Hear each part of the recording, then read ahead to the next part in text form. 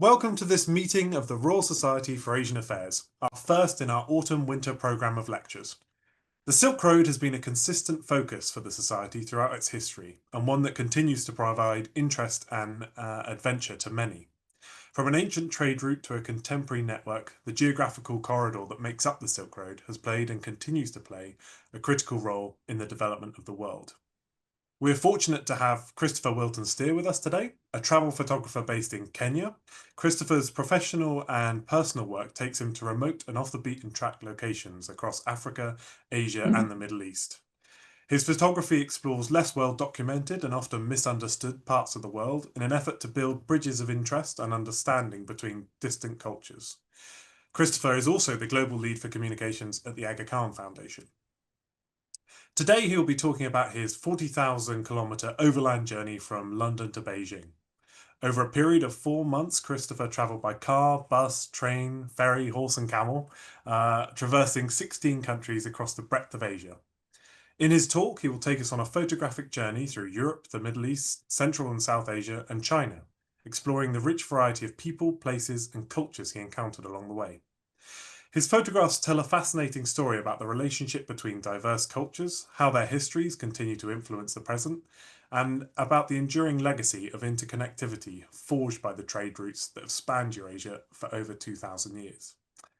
As usual, we'll have time following Christopher's talk for questions, so please use the Q&A function at the bottom of your screen if you'd like to ask something. But without further ado, I'd like to hand over to Christopher. Thank you so much, Charlie, and thank you and the Royal Society for the opportunity to speak today. And thank you all for joining. I'm delighted to be able to speak to you today about this journey and photographic project. But before I get into the actual journey itself and the photographs from it, I thought it would be a good idea just to tell you a little bit about the Silk Road, so we're all on the same page. I'm sure many of you know what it is, but just a few kind of bit of a history and facts around it, and a little bit about my personal interest in this, in the Silk Road and Central and South Asia and the Middle East, and why I was interested in developing a kind of photographic project about it. So, as many of you'll know, the Silk Road is neither an actual road nor a single route, but it refers to that historic network of trade routes that has stretched for thousands of kilometers and miles across Eurasia, connecting China with Central and South Asia, the Middle East, and Europe. It was first established in 138 BCE when the Han Dynasty asked one of its generals, or sent one of its generals on a diplomatic mission to go and establish cultural and economic links with the people of Central Asia. And in so doing, they set in motion the creation of this transcontinental trade route, which would really shape the world as we know it today. As a consequence, 2,000 years ago, you would have Romans garbed in silk made in China and coins bearing Caesar's image being used in the spice markets of Kerala. But it wasn't only goods that traveled along these routes, but of course, knowledge, religion, and people too. Gunpowder, the magnetic compass, the printing press, and advanced mathematics and geometry all came to Europe from China and the Islamic world. Buddhism, Christianity, and Islam each found new converts on the trade routes that were opening up east and west. And along these routes came Mongol armies that swept into Europe, as did the bubonic plague, which traveled with merchants and their animals. And these exchanges had a profound impact on the nations and civilizations through which they passed, giving them political, economic, and cultural shape. But by the late 16th century, or rather by the 16th century, the Silk Road had lost much of its prominence as an overland trade route, and it had been overtaken by the maritime trade routes, which allowed for the much safer shipment of goods and over longer distances as well. But that legacy of interconnectivity and exchange has endured.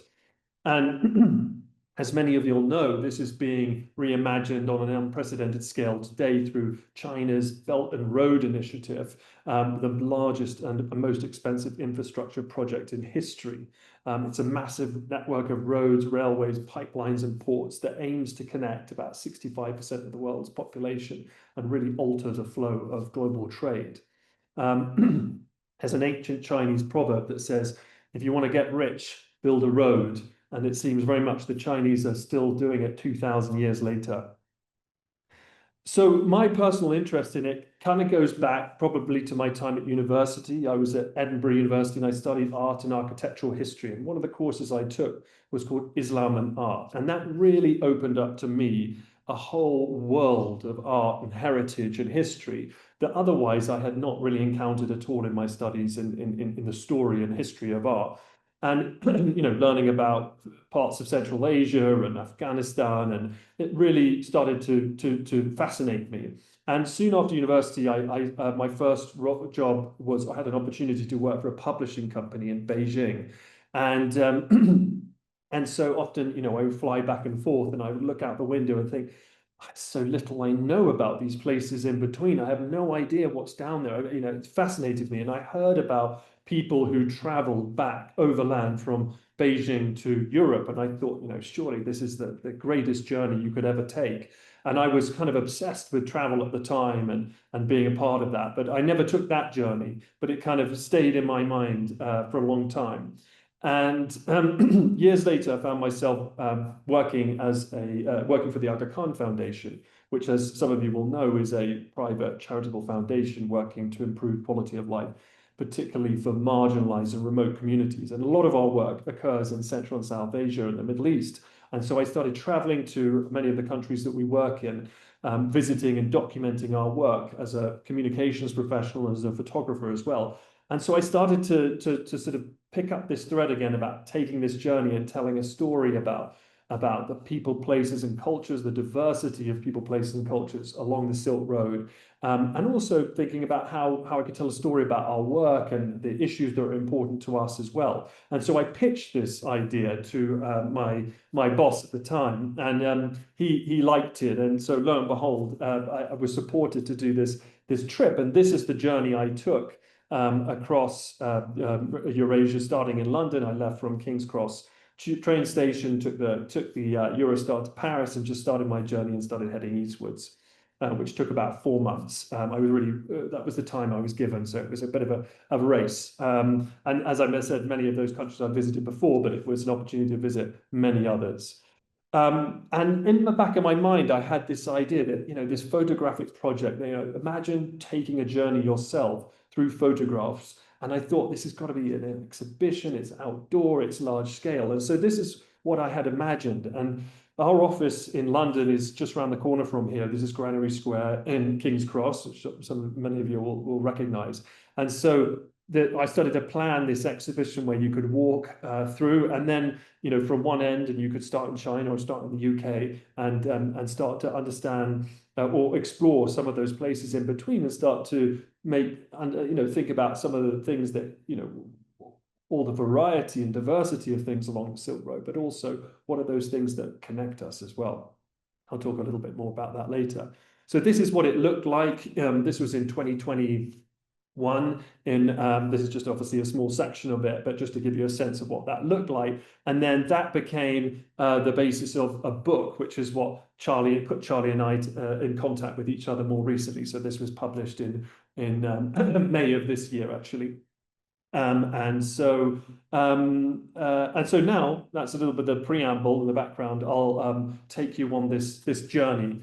And so, as I mentioned, it started in Europe. I'm going to jump straight to Italy, to Venice, because this is where you start to really feel those, or start to see and sense those connections with the East. So, as many of you will know, this was founded around about the 7th century on a lagoon off the northeast coast of Italy by refugees from the Italian mainland who were fleeing the Germans and Huns. And over being a maritime or sea-based I suppose civilization, it grew to be the capital of this great trading empire and one of the key Western markets of the Silk Road. Its commercial networks then extended far to the east, and by the 15th century, it had developed close ties with the Mamluks of Egypt and Syria, the Ottomans of Turkey, and the Safavids of Iran, amongst others. And as such, it's a city that is full of Eastern influences. Some of these can be seen in those bulbous domes on St. Mark's Cathedral, which you can see on the left-hand image on the left-hand side, which are thought to echo those that you find in Central Asia, in Persia, and even in Mamluk Egypt. You can also see it. Some art historians have made the connection between those lozenges on the left-hand image of the Doge's palace, which is on the right-hand side of that image. Those lozenges being a kind of pastiche or a copy of those that you could find on the surface decoration of Ilkhanid mosques in modern-day Uzbekistan. Similarly, you see, you know, these sort of onion domes all over the city, and these, you know, even the church towers evoke kind of minarets that you find in parts of the Islamic world. You can see, this is St. Mark's Cathedral again. You can see these turbaned men in some of the frescoes, or rather the mosaics above the entrance. Here's a painting from the Accademia gallery, where you can see these Mamluks doing business with Venetians. And then in this painting, as in many Renaissance paintings, you see the Madonna in the center. This is one by Bellini. She's clothed in this beautiful blue cloak. And, you know, we know that this is made out of lapis lazuli, ground up lapis lazuli. And at that time, the only place on earth that you could find it was in the mountains of northern Afghanistan and eastern Tajikistan. So in order to produce these beautiful paintings with using lapis and these deep blues, you needed to ship this lapis about 6,500 kilometers from Central Asia to Venice to produce these beautiful paintings. Incidentally, amongst the many other links with the Islamic world, the first ever printed Quran was printed in Venice. Now, wherever I travel, I love to visit artisans and artisanal workshops, because they tell interesting stories about how things were made in the past. And of course, through the decorative motifs, you learn about stories from the past. This is Luigi Bellivacqua's weaving workshop in Venice, which was established in 1499. And it produces on these these wooden looms, these beautiful fabrics, which you can see just in the bottom right. And so these workers will spend all day just lining things up, and they do about 1 centimeter or so a day. It's hugely labor-intensive work, but the products they produce are used by all the great Italian fashion houses, and at one point were used by both the Kremlin and the White House for some of their decorations. But as it was back in 1499, they today use silk imported from China to be able to produce these lovely fabrics. So now we've crossed the Adriatic, we're going down the coast. This is actually the island of Brač, but it's right in Croatia, but it's right next to the island of Korčula, which was the birthplace of Marco Polo, the 13th century explorer. And now we're into Mostar in Bosnia and Herzegovina. This is the Neretva bridge, which was destroyed in the 90s, but has been rebuilt. And when you walk along this bridge, there's often men in the middle, and they're receiving, you know, all these tourists around with their phones, and the men are getting suited up in wetsuits, and they take money from the tourists, and then they jump off the bridge and dive in as part of a performance. And when I was there, I was reading a history, a travelogue really, by an Ottoman traveler in the 16th century called Vlia Çelebi.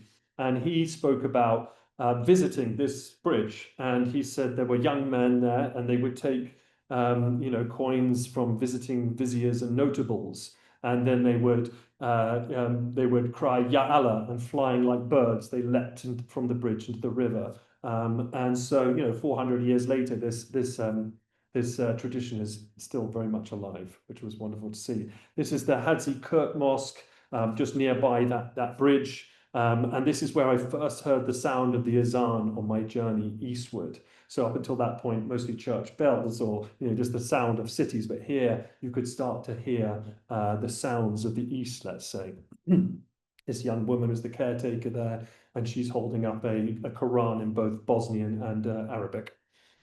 And then further down the coast, you get to Dubrovnik, again established in the 7th century by Greek sailors. And this, because of its amazing strategic position, has been in the possession of so many different nations and civilizations: Byzantines, Venetians, Austro-Hungarians, Ottomans, Kingdom of Yugoslavia, and the list goes on, because of its strategic location. And as you can see, most of its wealth would have come from the seafaring trade.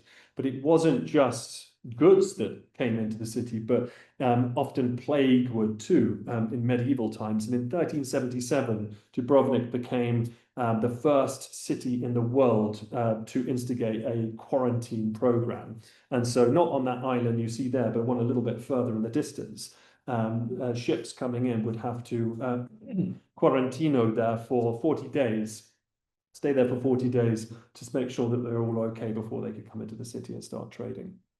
Now we're crossing the Balkans. This is in a wonderful train journey that takes about 10 hours from Montenegro to Serbia. It's about 480 kilometers long, and it's like a marvel of Soviet engineering. It goes through across 400 bridges, I think, and 254 tunnels. Amazing journey through the mountains. And then we're starting to get to that area, that real confluence of religions. This is in Belgrade, this beautiful church. And then here it's really marked poignantly, this confluence. This is in Sofia in Bulgaria. It's called the Square of Religious Tolerance. And on each corner you have places of worship from 4 different religions. I'm only showing 3 here for some reason, but anyway, there were 4. You've got the Banyan Banshee Mosque, which you can see on the left. You've got the Moorish-inspired Sofia Synagogue on the bottom, and the Bulgarian Orthodox church on the top there. Now we are moving into Turkey, crossing over. You can see here just a map to show you where we are on the journey. And here you can see the Sultan Ahmed Mosque, also known as the Blue Mosque, a 17th century Imperial Ottoman mosque. And this really blends traditional Islamic architecture with Byzantine elements from the neighboring Hagia Sophia, a church that was built 1,000 years before by the Byzantine Emperor Justinian. And you can see it here in the foreground. There it is, that very shallow dome, and then the 4 the side domes all around it. And that sort of became the model of Ottoman imperial architecture all over the empire. And interesting to think that where some of its roots and origins come from. And then we're into this is the Grand Bazaar, which was built by the Ottomans soon after they had conquered what was Constantinople and turned it into Istanbul. That was in 1453, and they built this enormous bazaar comprising about 61 covered streets and over 4,000 shops. That became a real engine of Silk Road trade and an engine of the Ottoman economy. And today, I think something amazing, like 40 million people pass through this bazaar each year. Here's some scenes that you can see from it. And now we're crossing the Bosphorus, which is one of the busiest shipping lanes in the world still today. And we're crossing over now, we're moving from Europe into Asia. This is Konya, which marks the final resting place of the 13th century poet, theologian and Sufi mystic Mevlana Jalaluddin Rumi. You can see his tomb on the right there. And he was he was a Sufi, which is often called, this form of Islamic mysticism, or called sometimes defined as the inward dimension of Islam. And to it, he introduced this practice of whirling as a physically active form of meditation. And through the whirling, the dervish turns towards the divine presence, grows through love to desert their egos and strive towards perfection. They then return from this spiritual state, better able to love and be of service to all creation. So that's what's going on in these pictures here. I actually have a video, but I'm a bit concerned about time, so I'm gonna move on to the next one. So as you go along this journey I took, along the way, there are numerous of these caravanserais that still survive in the region. This one, I think, is from the 12th century. It's a Seljuk a caravanserai. And these really were the original kind of travel lodges of the Silk Road, the backbone of Silk Road trade. They were built 30 kilometers apart, so that was a day's journey on horseback. And so these are the places where you would rest, you would pray, you would bathe, you would treat injured animals. They had vets there in many cases, and you would share gossip. And in many instances, traders were asked to quarantine here as well before they entered cities in case they were carrying the plague. So these, you see, there's a whole network of these, hundreds, if not thousands, that stretch from China all the way. They found them in northern Spain as well. And in them, this is a one nearby, you can see all sorts of interesting iconography in the top left, or on the left-hand side of this image, for example, you can see these two dragons coming together, which of course are so symbolic of kind of China really, and Chinese design. So you can start to see some of these influences finding their way down the Silk Road. Here's a potter I met in Cappadocia, put a webcrawl here, and then here we're seeing in the distance there Mount Ararat, which is where Noah's Ark reputedly came to ground. So we're now in part of this Christian part of let's say Eastern Anatolia. This is Lake Van, which this region was once part of this Armenian kingdom here. This dates back to about the 10th, 11th century. This church. You can see some of these fascinating sort of tombstones here as well. And then this is the ruins of a medieval city called Ani, which at its height was one of the largest cities in the world and had become rich because of its position on the Silk Road. So between the trade routes that were running east to west and those north to south. It was once called the city of 1,001 churches. So you can imagine its scale, but only a few vestiges of that city still remain today. It was destroyed by the Mongols in the 13th century, and then an earthquake after that more or less finished most of it off. So now we're crossing over into Iran, just to show you where we are on the map here. And the first stop I had was Tabriz, the Windy City, it's called, and it's home to the largest covered marketplace in the world. Here, it contains approximately 8,000 shops, so that's twice the number of the Grand Bazaar in Istanbul. And there are just 22 caravanserai in this bazaar alone. And Marco Polo reputedly passed through it en route to China in the 13th century. Here you can see, of course, these beautiful Persian Persian carpets being sold here. What was interesting was that it was, it's really a domestic market. You're not seeing lots of tourists in this bazaar. And so you can see how much still buying and selling carpets is a huge part of Iranian Persian culture. Here, some of the views you can see down there. This wonderfully old-fashioned place. This man is still using an abacus to do his sums. And there are all sorts of different departments. Here's let's say the food court. And then there's this beautiful jewelry department. And this is just one window. It's absolutely massive, but just gives you a sense of some of the things that were on sale there. And having a tea pit stop, or sort of actually more like Turkish tea, another scene there from the market. And then further south along the road, we start to visit a place. This is called Sultaniye. And you see in the distance this beautiful turquoise dome shimmering in the sun. And it's quite alone in the landscape. And it was built in the early 14th century when the Mongol, the Ilkhanid dynasty, part of the Mongol dynasty, had swept across northern Persia and had conquered a lot of these lands. And in Sultaniye, the Mongol general Oljaito wanted to build his capital there. And it's interesting because he brought with him this architectural style and these beautiful turquoise domes, which were typical of the Ilkhanid design. But he himself converted to Islam in the lands that he now possessed. And so he built this Islamic mausoleum for himself there. And you can see some pictures of it from the late 19th century. And you can see what condition it's in. It's actually been under restoration for about 50 years. I said 50 or 100, I can't remember, a long time.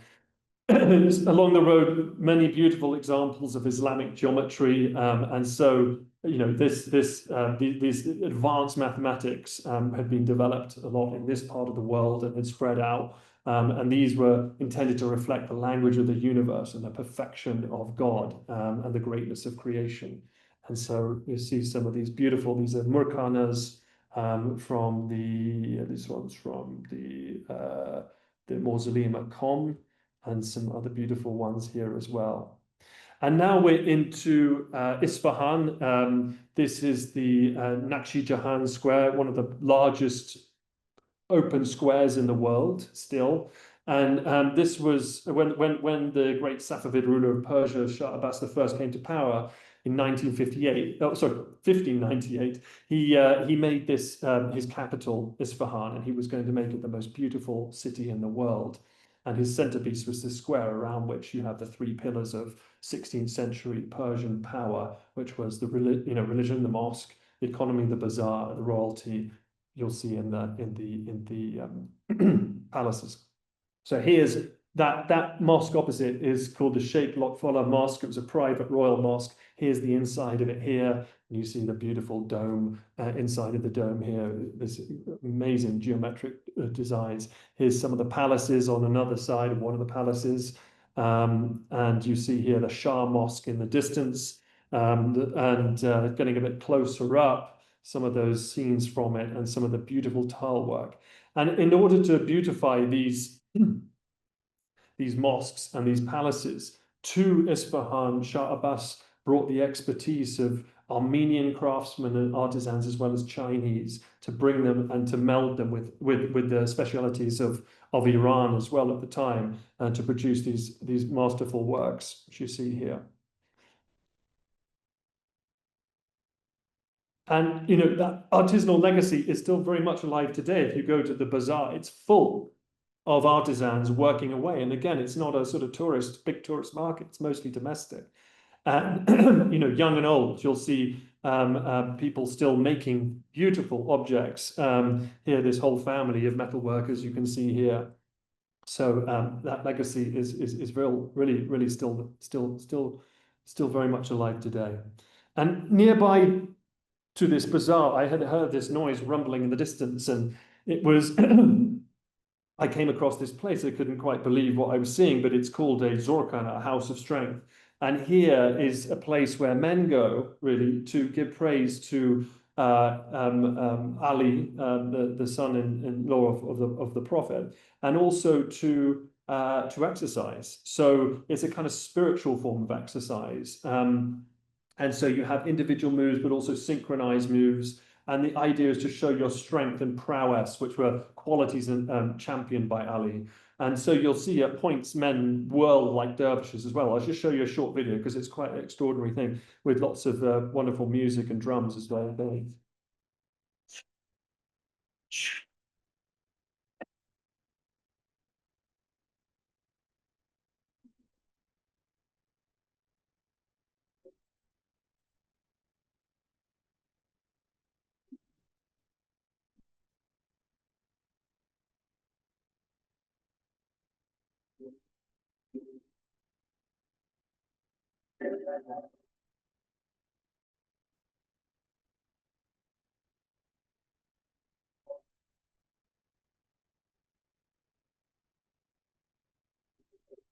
Sorry to fast forward, but we just got to roll through this. But you get the idea.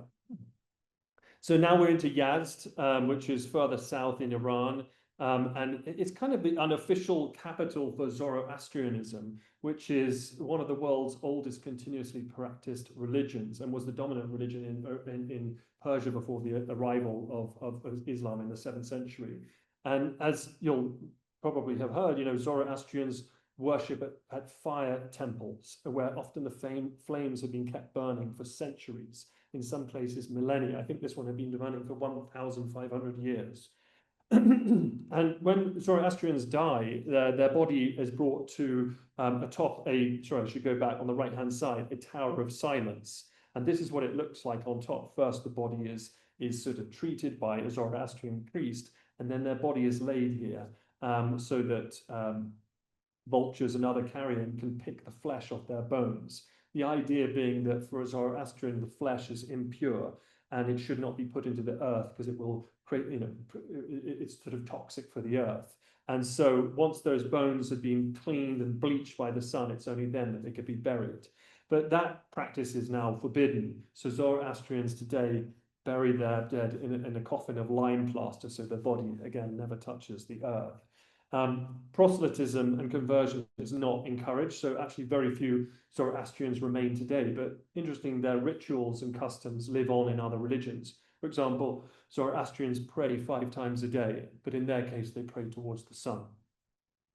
Now, even further south, you're in the hottest place on earth. From what I understand, this is the Lut Desert It was about 55 degrees where I was. When I took this picture, I felt nauseous. It was horrible. I felt like my eyeballs were burning in my sockets. And when the wind hit you, it wasn't cooling. It was like the wind that escapes an oven when you open it. It was absolutely boiling. And near about 200 kilometers down the road, apparently it gets to about 70 degrees Celsius. So absolutely roasting. And but you see these beautiful landscapes and that almost look like Mars, right? It looks like another world. But amazingly, some people still live in the desert, and this is one of them on the right-hand side.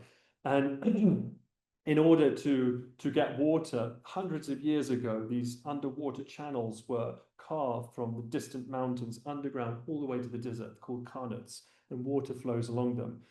And they need constant maintenance, really, to keep them flowing. And I said to this man, you know, why do you live here? Why on earth would you live in a place like this? And he said, he laughed, and he said, everyone asked me this question. He said, the reason I stay is for the carnets. I have to, they're like my children. I have to keep the water flowing. Further north, this is a town of Daehook, north of the Lut Desert. It was destroyed by an earthquake, and it was abandoned. I think in the not about the late 70s. And you can see in the distance there, a new town was built for all the inhabitants. And everybody went except one guy, this man, Hossein Ostad. And he stayed there. And he just couldn't leave this place. So he started restoring it. He started restoring his own house. He was born in this village. He started rebuilding it. And you can see here on the left-hand side, this is his own house, which he's turned into a sort of boutique hotel. But the rest of the place is in complete ruins. But he said, you know, people move because they wanted the luxury life. But what they don't realize is that the luxury life is right here in these houses. And you see him here, you know, with he's restored it. He's sold everything. He sold his car, his jewelry, everything he had to restore this. And his next plan is to restore as many other houses as he can. Because he said to me, if nobody does this, then nothing will remain here.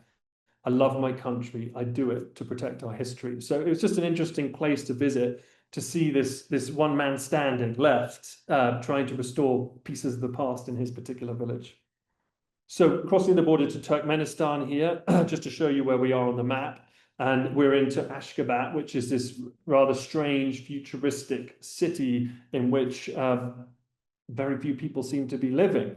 You'll see some pictures of it here. It's full of these kind of futuristic monuments and buildings. This is the Alem Entertainment Center, which is the largest indoor Ferris wheel in the world. Of course, there was nobody there at all, apart from the guards. And you see this across all of these monuments across the city. It's kind of blinding because every building is made pretty much out of white marble. So everywhere you look, you're kind of like, the glare is so intense. But it's an extraordinary place, and you see these sort of, it's called the I think it's called the Center of Happiness or something, this building, which is where couples come to get married. And you'll see it's interesting because you're starting to see that Soviet architectural style fused with these kind of Islamic motifs, this 8-pointed star here in this case, which is often used to separate passages in Islamic books or in the Quran even.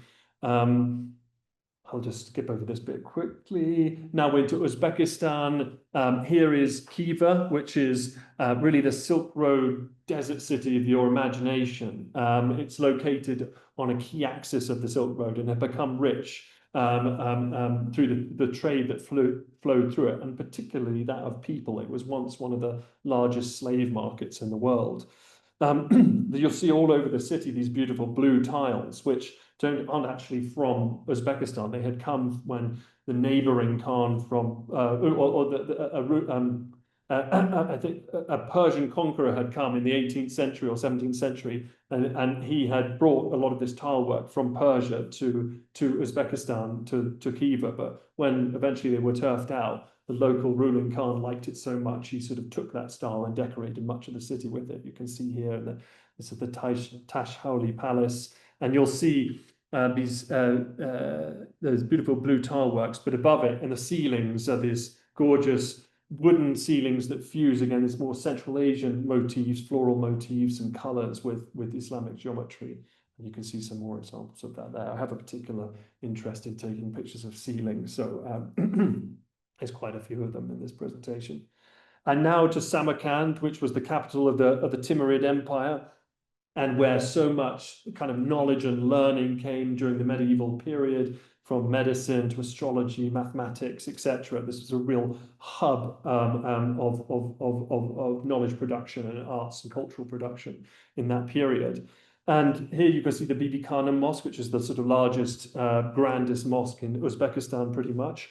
And you can see some of this is at sunset, and it's covered in this beautiful Islamic geometric shapes, which are also a form of calligraphy called Kufic calligraphy. There are words in there, and they repeat the words of God, Muhammad, Ali, and other phrases from the Quran. But they're from the sort of 15th century or 16th century, but they look undeniably kind of modern as well, I find.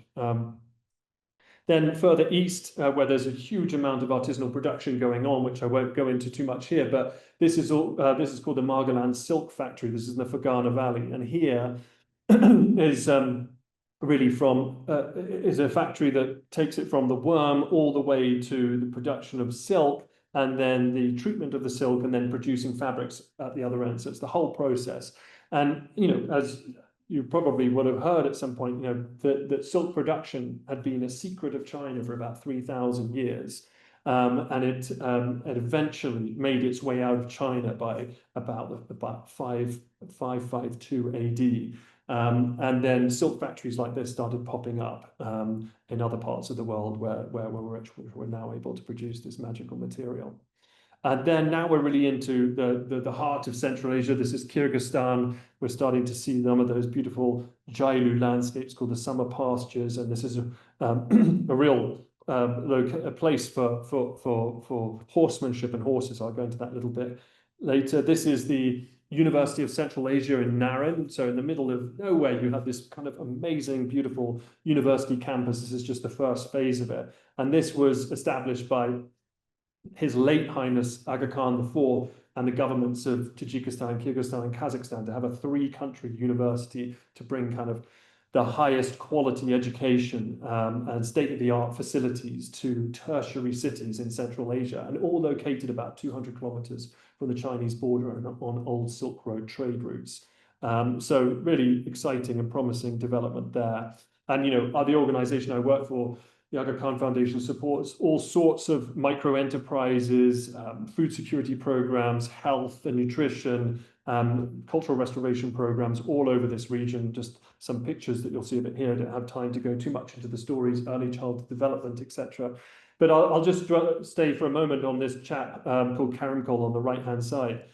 He was one of many farmers that we support. He runs a nursery, a tree nursery, fruit tree nursery, and we work with him to develop more climate resilient crops. This is a part of the world that is heating up much quicker than other parts of the world. In these mountains of Central Asia, it's often twice as quick as other parts of the world. So it's having a profound impact, climate change in this region. And we work with him to produce high quality seeds, which he can share with other farmers. And I'd taken this photo of him and I really liked it. And I shared it. I sent it to some of my contacts at National Geographic Traveler magazine. And I was thrilled when they decided to publish it as in their magazine, which you can see here. And so I sent that picture back to my colleagues in Kyrgyzstan and said, check it out. We got this nice bit of press in National Geographic Traveler, and then they did something truly wonderful. They framed the photograph and gave it back to Karimkol, and as you can see, he's holding it here and looking very happy with it as well. So it was a lovely way to bring that photo back to its source. Now, just as an aside, this is something that really struck me. This is a photograph, as you can see, of three mosques, which all look very similar. And often I'll ask people, where do you think these mosques are from? And the obvious answer is Turkey, usually Istanbul, maybe Ankara. And what's interesting about them is that they're actually all three. One of them is in Turkey, one's in Turkmenistan, and one's in Kyrgyzstan. And that's because of the Turkic roots that all these three countries share. And the one in Kyrgyzstan here is actually built on a road called Jibek Julu Avenue, which means, I think, Silk Road Avenue. And so the Turkic peoples who had coming from this part of the world had traveled, westward, and many had settled in modern-day Turkey. And a lot of modern-day Turkey and its identity is shaped by those Turkic roots, and they still share linguistic and ethnic origins in many ways. And Turkey is still a huge player in Central Asia. It was the first country to recognize Kyrgyzstan's independence in 1991. And they have, large-scale security partnerships, strategic partnerships, and it's one of the largest investors also in Central Asia as well in these countries.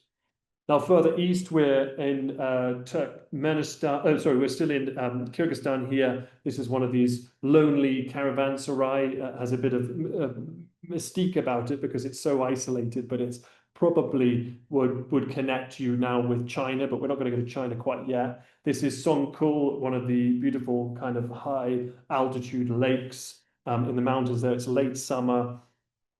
So this would all be super green a few months before this. But this is where a lot of semi-nomadic people bring their herds, huge herds of goats, camels, yak, etc., to graze during the winter months. Oh, sorry, the summer months.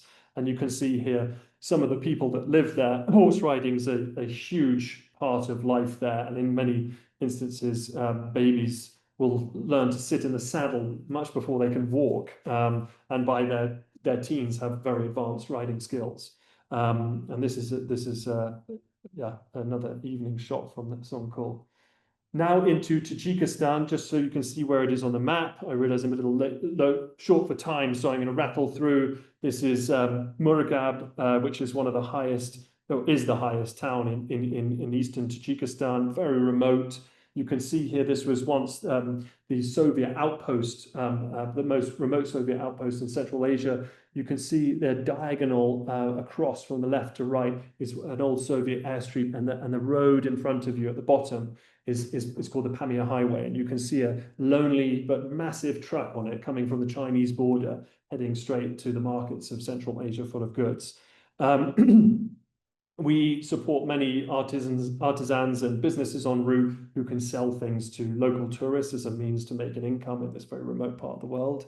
Here you can see, we know these are Kyrgyz men because they're wearing these beautiful kalpak hats. So they move with the seasons here as well and cross borders.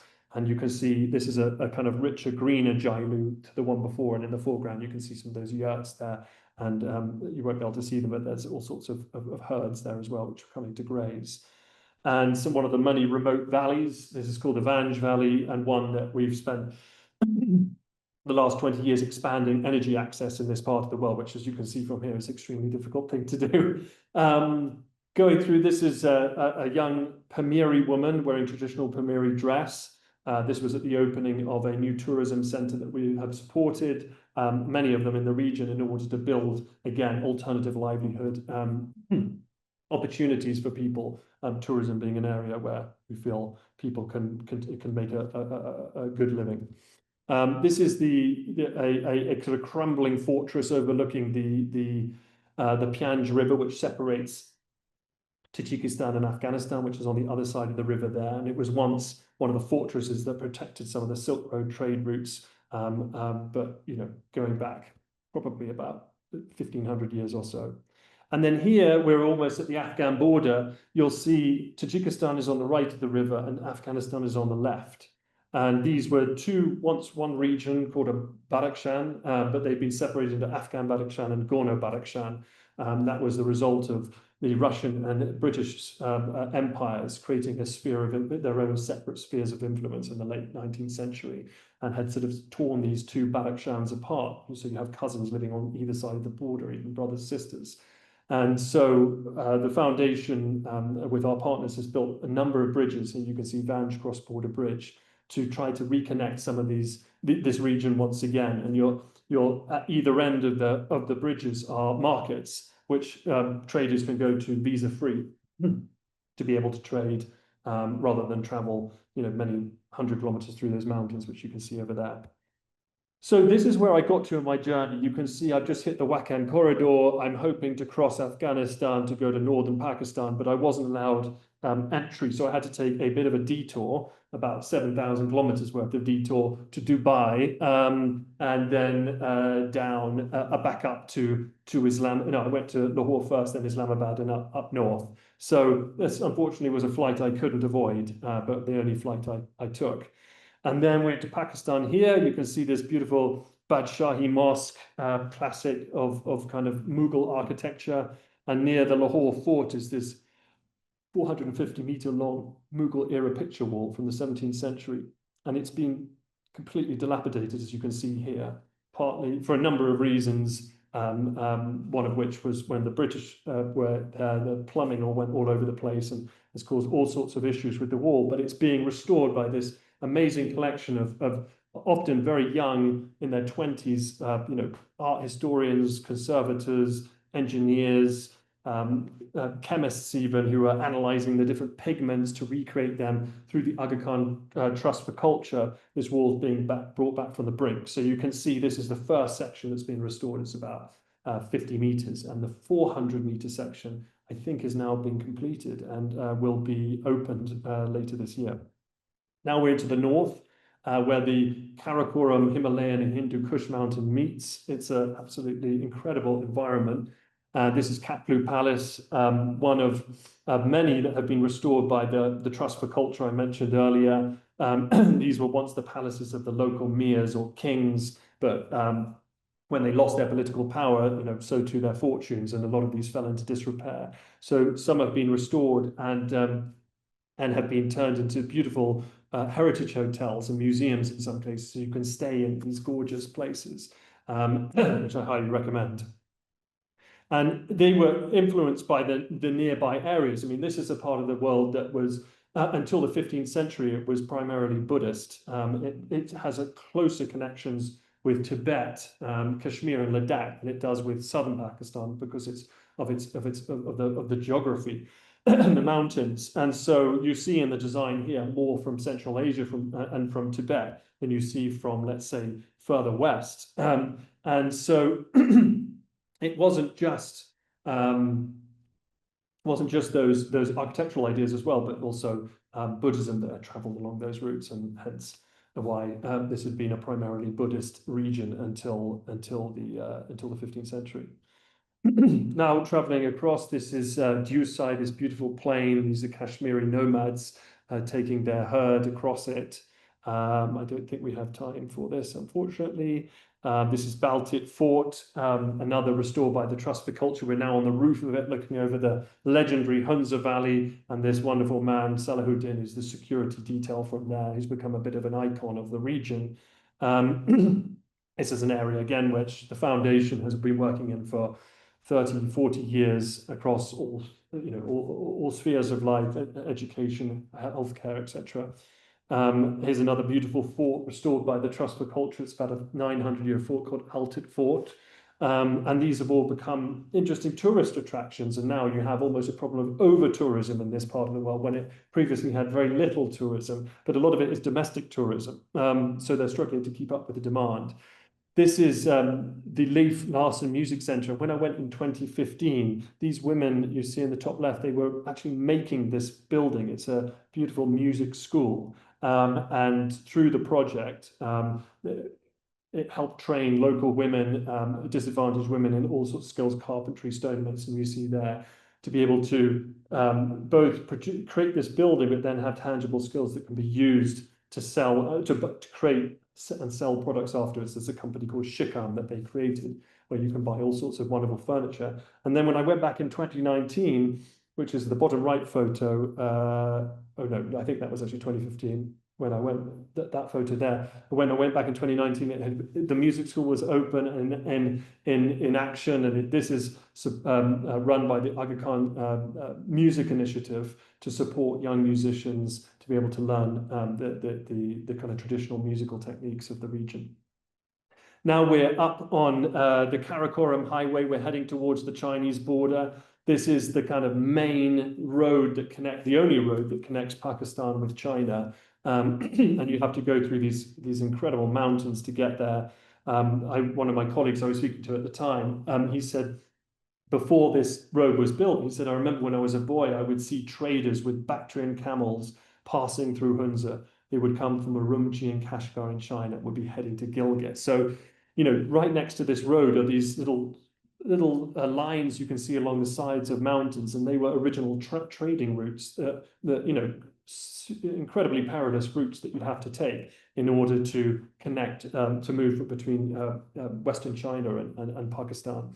And so now this road is the main connecting part. And I'll just show you this video. This is what happens when you get to the Khunjerab Pass, which is the highest paved border crossing in the world that connects Pakistan and China.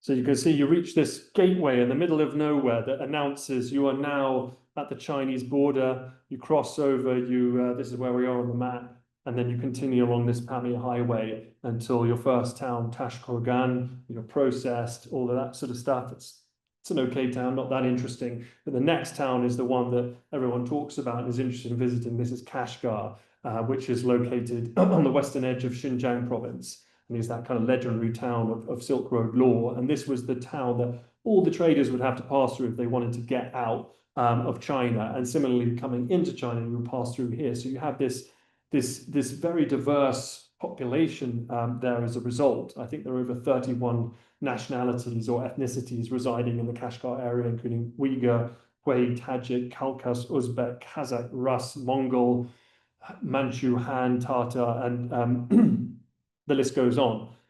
This is the Idkar Mosque, the main mosque in the center of Kashgar, built in 1442.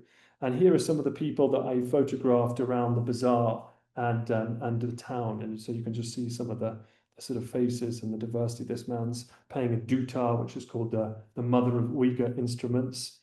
And some of the other characters I met around town. This man's cooking some typically Tajik-looking bread here. This is at the bazaar. This man's got hand-pulled noodles. He's serving some lagman beef and noodles in the center, and this man having a shave. Then crossed. This is the Taklamakan Desert. So I'm on an 18-hour train journey, going pretty slowly across the desert. I think this Taklamakan in Uyghur originally means something like "what goes in does not come out." It was such a dangerous desert. Many people just simply got lost to it. But fortunately, I was ferried across it in this relative comfort of this train journey. And was following really the pilgrimage routes of the Buddhists who had entered China from India. So they had taken these routes through thousands of years before. And so it was fascinating sort of reflecting on that as I went through. And this was how people used to travel. This is now in the Gobi Desert, where you have these huge mountains, sand dune mountains.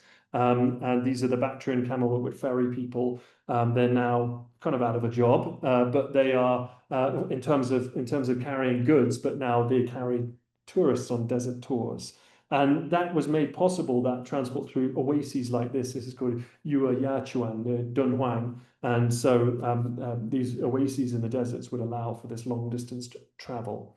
And then we're heading further east here. This is the fortress at Jiayuguan, built in the 14th century to protect China's sort of outermost trade routes against those who would seek it ill. And so here would be a large garrison of soldiers protecting the trade routes, and you start to see that more like classic traditional imperial Chinese architecture as we move further eastwards.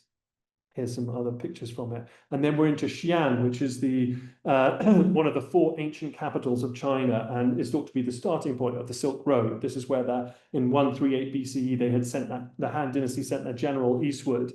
This was once one of the largest, and still is, most popular cities in the world. And it attracted people from all over China and those beyond its borders. And so many Muslims who had traveled along those trade routes ended up settling in Xi'an, creating the Muslim Quarter, which you can see here. And there you can find the Great Mosque of Xi'an, which it kind of blends this this Chinese architectural design with Islamic influences you can see here. And then we're into Beijing, which is the start of China's new Silk Road project. So here we are at the Forbidden City, and some scenes from that there. And I'll leave it there. This was really the end of the journey. I hope you enjoyed it, and look forward to your questions. I realize I've gone over a little bit. Sorry about that, Charlie, but it's hard to stop talking once I start. Thanks so much. No, thank you. It was yeah, a fascinating talk. It feels like I've been on the Silk Road for the last hour, and the wonderful pictures just sort of bring it all to life. So yeah, I'm happy to go on for a bit with some questions. So if anybody has any questions, please use the Q&A box. The first question I wanted to ask was sort of about more about the practicalities of this trip, because there are certain places on your map, including Western China and Turkmenistan and Iran, which are not the easiest to get in and around. So I was wondering if you could tell us a little bit about the practicalities of the trip.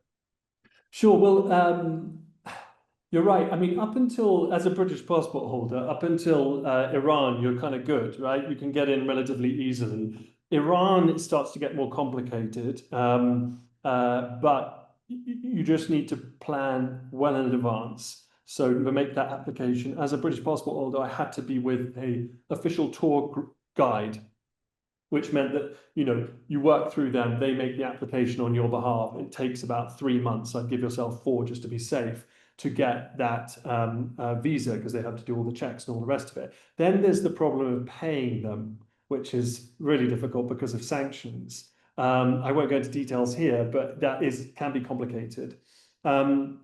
Then Turkmenistan, similar thing. You have to be with a tour guide, have to make the application a lot in advance. So those two you're going to do really early. And I'm told with Turkmenistan, it's a bit of a sort of lottery whether you get the visa or not. So I was one of the lucky ones in that case, and was able to travel in. Maybe it's changed since and is easier, but you just need to plan a lot in advance. The others I sort of was able to get sort of on the way, I think. Obviously, the foundation works in some of the countries in Central Asia, so they were able to sort of it was easier to get to work through those channels.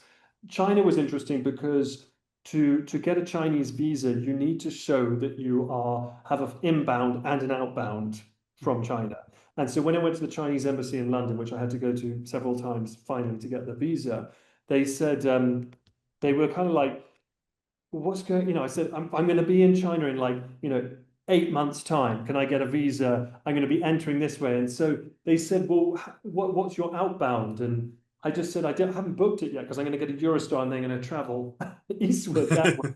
And so they were just like, you know, just it wasn't, you know, working, my explanation. So basically in the visa office, I then bought my Eurostar ticket right then and there. This is my outbound, you see? And then I think I found some travel agent that could give me a sort of ticket that looked like I was leaving, because I didn't know exactly what date I was going to leave China or what city. Yeah, so I managed to make it work that way.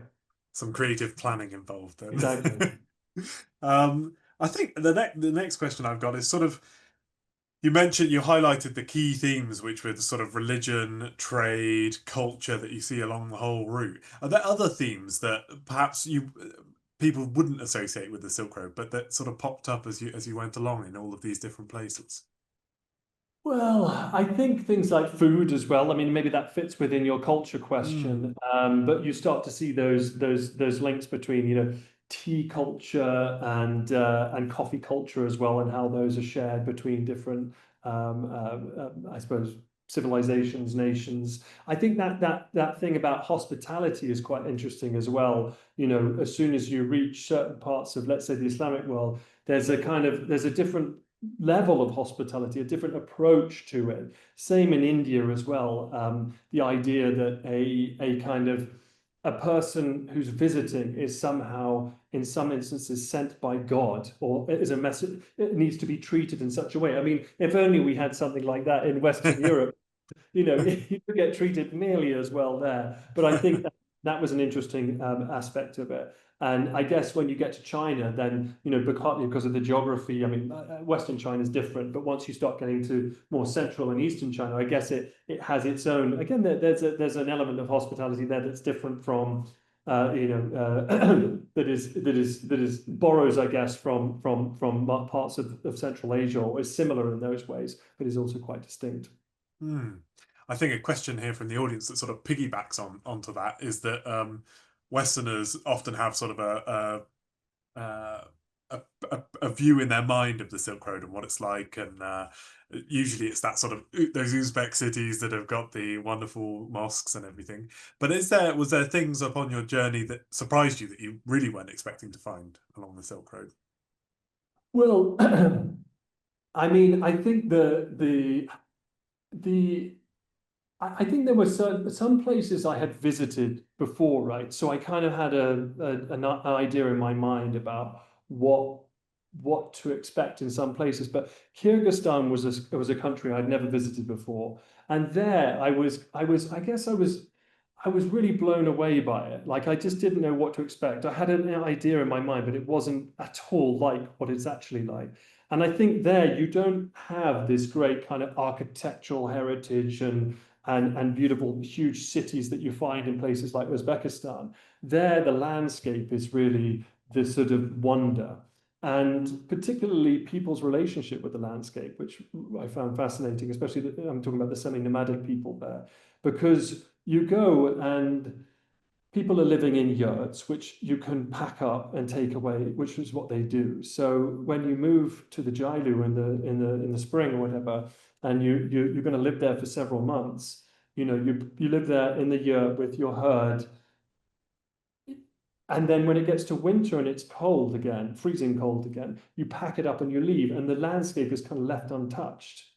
And that really, like, hit me as a sort of, fascinating and unexpected experience of, there are people living in this way, which is much more, attuned or connected to the natural world and living much more gently on it as well. And I think that's, an experience that I wasn't really anticipating. I thought it was more going to be, as you say, the cities and the architectural and artistic heritage.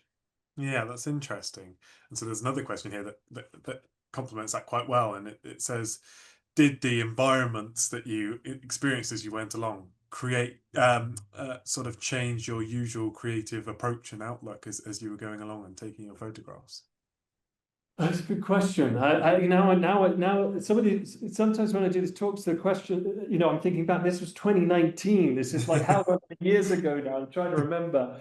I think if I understood the question correctly, I mean, in some places, you know, taking pictures of strangers is not easy to do. And as a sort of European traveler who's not speaking the local language, doesn't necessarily understand the local customs, that can be a bit of a challenge. Now, I mean, I've spoken to and learned from other photographers who are just kind of like, you just got to do it, even if people don't like you sometimes, if you see something you like, you've got to go and get it, kind of thing. I mean, I'm more of the school of I sort of, show and set a point, can I take a photo, kind of thing. But so that presents a challenge, especially taking pictures of women as well. That and kids is something to consider wherever you are in the world, but particularly women in parts of Iran or even the whole of Iran.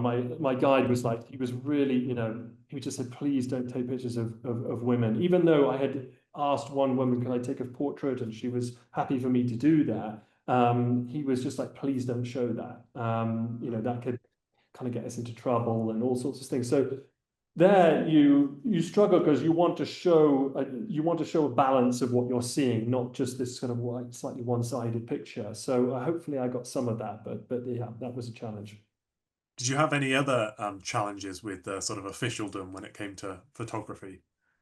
When I left Iran, I kind of took these pictures of this this train going through the desert. It looked great, but it looked like it was carrying oil or something like that. And so I took all these pictures. So they looked at them all at the border and they were like, why is this thing? And I kind of just, I don't know what I said, but anyway, it seemed to appease them. And similarly, when you get to the Chinese border, I had read that they will look at every single photo you've taken. And I had taken about 40,000 photos at that point. God, I'm going to be here for a long time. And he just, was going around the wheel like this. He did it for like, 10 seconds and was just like, here you go. So fortunately, that wasn't the case there. But no, most of it was pretty straightforward. I guess it's just I was lucky as I went through that I didn't have too many holdups or anything like that. Yeah. So just one or two more questions. What are some of the scientific ideas and learnings that were exchanged along the Silk Road that you observed, and you saw the trend of similar sort of methods of doing things along the road? God, I don't know if that means contemporary or historical, but Both. oh gosh. But I know, I mean, historically, you had this, as I mentioned when we got to Uzbekistan, this like immense learning that was happening there, particularly around mathematics, astronomy, and other sciences like medicine, for example. I can't remember the exact names of them, but some of your listeners will know about things. I think one of them is named after algebra, comes from one of the names of the people who created it in Uzbekistan, and algorithm comes from there as well. And Avicenna was one of the great kind of medieval doctors, I suppose, of biology and science. And so a lot of his findings inspired and in fact informed all of Western medicine for hundreds of years. So that was, I wouldn't say it's like that visible because apart from going to Ulugh Observatory or whatever it may be, but this is some of the information I picked up on the way. But I'm by no means a historian, so I'm only sharing information I sort of heard second, third hand. Yeah. So one last question to sort of to round us off, and it's what are I mean, it's a hell of a journey and it took a long time. There's probably lots of experiences involved. But what was sort of the key takeaways that you have now that you look back and think, yeah, that was pretty special because of Yeah, I think going back to that Kyrgyzstan example, that really stayed with me. I think the other thing was that often people ask about safety. I had the privilege of being a kind of a man traveling, so I had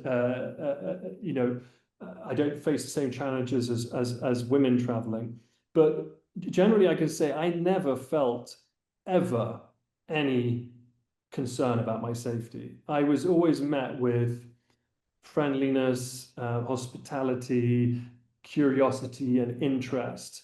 And for me, that really, when I first visited countries like Pakistan, I remember thinking when I landed in 2015, my first visit, I was thinking, God, what am I doing here? This is crazy. Like, I'd read so much negative press, terrorism, this, but I thought, oh, I'm putting myself in real danger here.